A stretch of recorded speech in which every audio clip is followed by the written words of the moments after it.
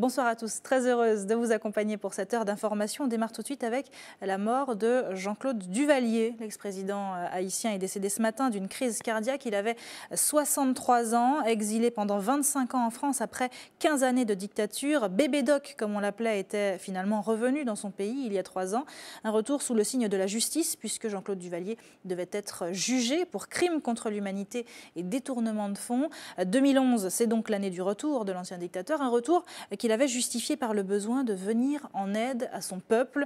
Souvenez-vous, le 12 décembre 2010, un séisme dévastait Port-au-Prince et ses environs en faisant environ 300 000 morts.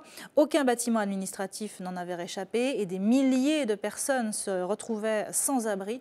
Aujourd'hui, presque 5 ans après, Port-au-Prince relève la tête. Les camps de fortune ont disparu, les gravats aussi, et de nombreux chantiers de construction les ont remplacés. Mais si Haïti tente de renaître, la pauvreté est toujours là, rendant difficile la remise en marche du pays. Le reportage d'Anouchka Fliller avec Louis Sabas. Le palais présidentiel, comme il était avant le tremblement de terre.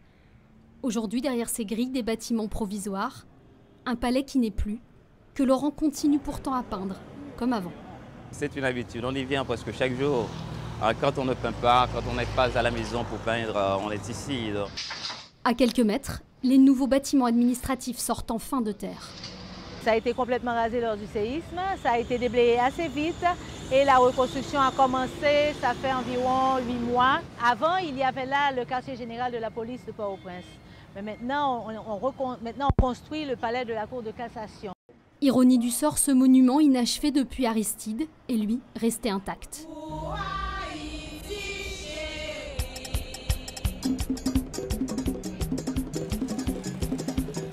La perle des Antilles renaît de ses cendres. Détruit par les flammes, restauré en un an seulement, ce marché en fer en est le symbole. Aux abords du marché, les commerces s'installent n'importe où, dans les gravats, au bas des bâtiments éventrés. La vie a repris, dans l'urgence et les matériaux de construction. Après le séisme, les habitants des campagnes sont venus à Port-au-Prince, attirés par les sacs de riz des ONG. Ils sont restés. Sur ces collines épargnées, ils ont construit des maisons de fortune.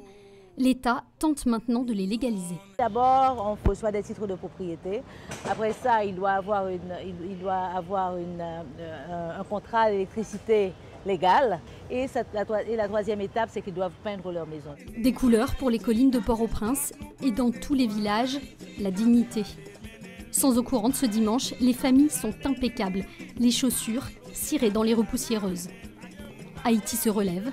Les Haïtiens ne sont jamais tombés tout à fait.